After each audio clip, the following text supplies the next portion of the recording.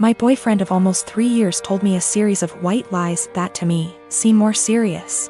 Can't tell if I'm overreacting or if this is actually indicative of a bigger problem. My boyfriend and I have been dating for almost 3 years, living together for 2.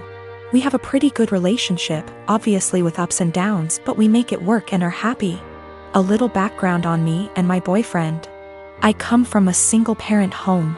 My father was absent. My mother was and is by no means perfect, but she did her best with what she had. We were poor. Life was never easy for us, but we had each other. Since I was pretty young, I've wanted to pay her back someday. I've worked incredibly hard to be able to do so. I help her financially as much as I can and regularly pay her bills //send her cash. I'm also her only living child now, as my brother passed away 5 years ago, which basically left me to help her. I don't care, I love my mother, and the right thing to do is to help her when she needs it. But is stressful. This is relevant because my boyfriend described coming from a somewhat similar past, and it is something we have bonded over. Having the mutual experiences seemed to bring us closer. He told me he also helped his parents financially, and we would often vent to each other about the stress it brings. I am not one to confide in many people, so having someone who I felt like actually understood me was meaningful to me. So here is where the lies come in, and I need someone to either tell me I'm not crazy and this is horror, or that I am crazy and this isn't a huge deal. I'm fine with either. When we met, my boyfriend lived in a condo in a pretty swanky part of the city. I live in the US Northeast. He told me he owned that apartment / condo. I found this to be interesting / odd because he was 28 at the time, and I know this property is upwards of $650,000 on the low end, and he was in an entry-level job for only like 2 years, so the numbers just didn't really add up. Whatever, maybe he's good at saving. But then, since living together, I never once saw a piece of mail for a mortgage payment, electric bill, taxes, nothing. Not for 2 whole years. Very odd. Also, when we started living together, he didn't have his room rented out in the former apartment yet, so he was still responsible for that portion of the rent. He would send a Venmo payment to his mother on the 1st of every month for his portion. I don't own property, but I can't think of a scenario where I would Venmo my mother to pay the mortgage on a property I supposedly own. Getting more odd. He would then go to his parents' house for an afternoon and come back really upset. Usually when I would ask why, it was because they were having financial problems and he needed to help them out. I totally understood this and supported him. He literally has cried on my shoulder about this many times. He tried to start a company years back and ended up getting into debt somehow. He told me this debt was $17,000 and that he paid it off. I'm confused because I met him only 2 to 3 years after the supposed debt accrued / company dissolved, and it was already paid off. He told me when he moved back home after the business failed, he was $17,000 in debt and living at his parents' house working at a minimum wage job. How someone with a minimum wage job pays off that much debt in 3 years, I'll never know. We got into a fight a few weeks ago and I finally had enough and confronted him about these things. He doesn't help his parents, they actually pay his phone bill, and this was all a lie. He doesn't own that apartment, he didn't pay off that debt from his company. He initially told me his parents helped pay it off and then like 3 minutes later, came clean. And said that his business partner paid it off, so I have literally no idea what the truth is there, and if anything, in my eyes. His parents are the ones who are financially supporting him. So now, I'm dating a 31 years old man who doesn't pay his own phone bill, was lying to me and / or completely fabricating aspects of his life for 3 years. And then when confronted about it, continued to make up lies and then came clean about them 5 minutes later. I'm obviously concerned that he could lie for this long, about fundamentally important things like our values, and so on. I sincerely thought I would marry this man. He seemed to understand me like no one else and to be a truly caring and genuine person. Now I'm having a hard time rationalizing actually planning a life around someone who would not only lie about their background and family etc., but also financial aspects. Aside from that, I now can't tell what is the truth and what is a lie. I've also noticed other things he has lied about, called him out on it, and he has denied it outright to my face. I see this as a form of gaslighting, as I know I'm not wrong, but he is trying to convince me otherwise. Am I overreacting? Is this a white lie that went haywire? Or is this actually a series of complete and utter bullshit used to manipulate me? And also, is it insane for me to actually consider a life with this man? I have this vegan coworker, we'll call her Vegan, who is very active on FB and in the office about being vegan and how cruel farming is and everything. Each to their own. I don't necessarily disagree with her views on animal cruelty, but here's the thing, I'm a hunter. Not a trophy hunter, but I do shoot feral pigs, rabbits, ducks, introduced, classified game ducks, and foxes, and I fish too. All except for the fish are classified as pests. Foxes especially kill native wildlife and farm animals, and farmers will often put you up on their property for free to hunt them. I have passed tests here, especially for identification of game ducks versus protected species, and practice ethical hunting. I.e. allow the animal to have a fair chase, no dogs or tracking devices. Practicing marksmanship and dispatching prey swiftly and humanely and not wasting the meat. None of that is obviously good enough for Vegan. When she first came onto the team and told everyone she was vegan, I kept my mouth shut about my hunting. I also think she's really intolerant because she preaches to people about how going vegan will help with their various ailments, and always turns up her nose at people heating up meat in microwave. As a result, we've kind of consciously started excluding her when we get up for lunch. However, last year I started going hunting more regularly with a work friend from another department, whose uncle owns a farm where feral pigs and like are an issue, and he often swings by to have a chat about guns and bows and our next trip. And she found out I was a hunter. This isn't even at our desks, it's in the kitchen area that has tables and stuff, and we sometimes eat our lunches together. Ever since then, every conversation I've had with her, she's referred to hunting and how cruel it is. One time, I wore a leather pencil skirt to work and she had a go at me for wearing animal products. She seems to have singled me because of the fact that I go hunting. My boss has no spine, I've tried talking to him about this. But she just intimidates him and makes it seem like she's been persecuted, and he's backed down from that. She even tried to get a vegan shelf in the fridge and tried to rope in some Hindu vegetarian guys to do that, but they pointed out that they use milk and cheese and honey in their cooking. They also think she's nuts. It's gotten to the point where we go out for drinks on a Friday night at 5 and we never ask her. I don't organize these things, a coworker does, but my boss told me, when I brought it up in one-on-one meeting, that she feels really left out and she seems to think it's my fault because I've been here for longer and I'm somehow poisoning them against her, or something. I have since been conscious of this. If anyone starts conversation about vegan, I just say I don't talk to her unless it's work-related, and she's more than adequate at her job. It's actually become something of a joke or catchphrase. I told my boss I don't organize anything except official events, and she's always been invited.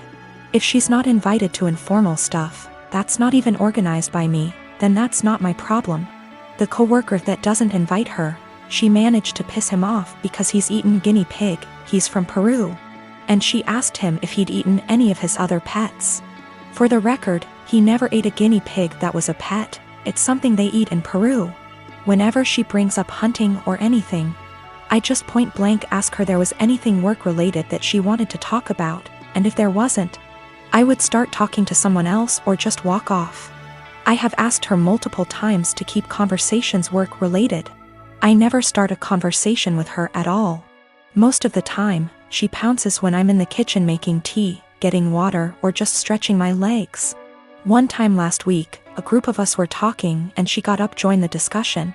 A horrible silence fell over the group to the point where I just excused myself and went to my desk, and so did a few others. It all came to a head in our team meeting today when our boss, usually at the ends, asks if there's any positive news or celebrations outside of work people want to share, like engagements, marathons, charity appeals, etc., and Vegan sarcastically asked me how many lives I'd taken last weekend.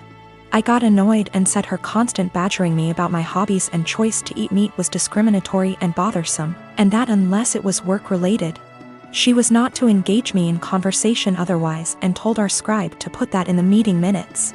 She seemed a bit shocked by that, and my boss looked uncomfortable but said fair enough.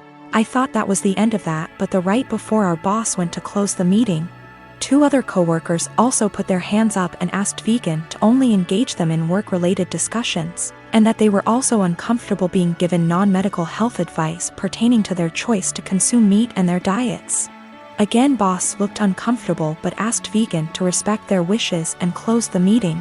Vegan didn't look anyone in the eye after that but headed straight to the bathroom. My boss was trying to get one of the coworkers to see if she was okay.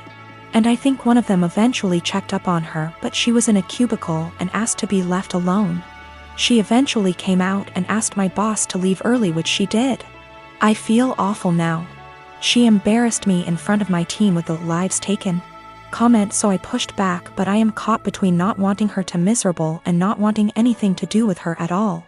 A few of my coworkers and I ended up in a proactive conference call after this with HR, who basically said that always been subjected to unwanted advice and jabs about eating meat was not okay.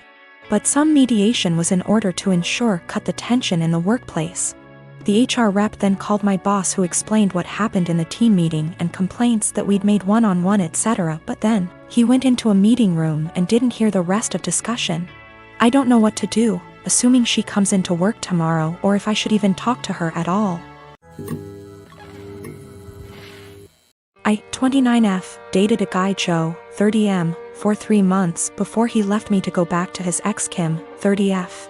Right after we broke up, I found out I was pregnant, and now I'm at 24 weeks. I let him know and he was ecstatic. Turns out his girlfriend had fertility issues and would likely never be able to get pregnant naturally, and he has always wanted to be a father. Getting back together was out of the question for both of us, so he's still with his girlfriend. Joe was only allowed at the initial appointment because of COVID-19, and we found out I was having twins. According to Joe, when he told Kim, she had a mental breakdown about her infertility and wanted to talk to me. I met them at their house, and Kim stated that she wanted to be involved in my pregnancy because she would eventually be the children's stepmother. She started telling me that I needed to do a home birth, that I needed to formula feed so that they could have the babies half of the week, that she wanted 1 boy and 1 girl, and that she wanted the kid to call her mama since they would be calling me mommy. I shut her down and said I would make the best choices for my children and my body and left. Kim continued to be overbearing and texting me every day about my eating habits, exercise habits, and ing about how her job wouldn't let her take maternity leave. At the virtual genetics counseling appointment, she attended instead of Joe and took over the whole meeting, trying to talk about her family history, which wasn't relevant. When it came time for my 20-week level 2 scan, they allowed me 1 guest, and Joe suggested I take Kim instead of him, which I refused to do. Joe did end up coming, and he found out the gender because I wanted to keep it a surprise for me so we could throw a gender reveal party. I put a pregnancy announcement on my social media, and then she put up an announcement saying they were expecting twins, the non-traditional way, and how blessed she was. I was irritated, but I kept my mouth shut. Then she threw a gender reveal party and posted it on social media. I wasn't even invited. She also announced that she's having a baby shower. I commented on her posts and told her to stop treating me like a surrogate, that the kids weren't hers, and that Joe didn't have any claim or custody of the kids until they are born. I then called Joe and reiterated all of this and stated that I would not be seeing either of them until we went to family court, and that my mother would be my birthing partner. He and Kim and some of her friends and family are saying I'm an asshole, and her mother even called and insisted I give her one of my babies. Like, this is the Parent Trap? I'm definitely getting a lawyer ASAP. Y'all have scared the shit out of me, but I'm happy you did. We used condoms because I do not react well to hormonal birth control, and I had to wait to get a non-hormonal IUD because of other medical issues. The Thursday I posted this, I went to the police and they stated that there was nothing they could do because a crime hadn't been committed. In my state, orders of protection are criminal or family, so I was able to get one against Joe. On Friday, I did get a lawyer, and they let me know in my state there was nothing I could do as far as custody before the babies are born. So I will be leaving my state soon to ensure that this isn't my baby's home state and I can't be charged with anything. Kim came to my job, damaged my car, and broke a bunch of office windows. I work with kids, so she was arrested for not just the criminal damage and trespassing but also child endangerment, so hopefully that works in my favor. Also, if Joe did it on purpose, I don't think Kim knew. because she was screaming at me about how I stole her life and everything I had was supposed to be hers. I have orders of protection against both Kim and Joe. I left the state anyway and Joe and Kim started harassing me again because there's no legal jurisdiction when you leave the state. But I have enough evidence that I was able to press charges in my current state as well and will be pursuing a restraining order here. My ex and I divorced 3 years ago. She was cheating, but at this point I don't care about the relationship anymore. The pending lawsuit has nothing to do with her or him, but rather their actions. My ex and I have a son 13M that we split time with 50//50. He's a great kid that interests have changed a lot tbh as I imagine more kids //teenagers tend to do through the years. One thing my son was heavily into at some point was Legos. He used to play with them all the time, and personally I think they're a great toy for different reasons. I used to love playing them with him, and to this day I still collect boxes that I leave unopened as a collection. Well, when my ex and I divorced she got with someone who loved Legos more, I guess. From what I know he loves making creations and building the sets in. I don't care. Seems cool. He does one thing I think is very weird. He uses crazy glue so the sets can't break or pieces can't be lost. It seems so weird to me. The issue is, I was out of town for all of 3 days last week for medical reasons. And my son wanted to get his PS4 so he could play it at his mom's. This isn't out of the ordinary at all and he has a key, so he let me know he would be stopping over for it. I told him to have fun when I saw him on the entry camera. My wife's husband was with him, which was a no-no. I told him via speaker to not go in and to wait on the porch. He flinched but walked in anyway. I sent my ex a text telling her to call him and tell him he's 1 minute away from a cop call. He left my home with a bag in hand, which I didn't think much of because my son had his games too. Well, my son texted me later that evening and said he didn't know it at the time, but he's pretty sure SD took some of my sets. These are all old sets and 2 are worth big money. When I got home I confirmed the missing sets and called my ex. She had no idea, but he admired he took them, but it was so son could have the sets to complete his collection. My son doesn't even like Legos anymore and told his mom he wouldn't steal from me. My wife asked how much it would cost to replace them and unfortunately it's more than their savings. Actually, it would take their house down payment plus more. I told them if they didn't pay in 2 weeks I was suing and pressing charges.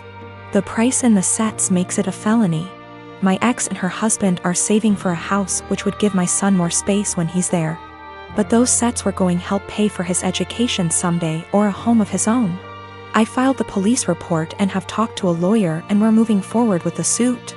Everyone is calling me a joke because they are just toys, but I don't get it. They are worth real money. I'm not rich, guys. I needed those to help with my son's future, but again taking this money does deny my son things at his mom's house.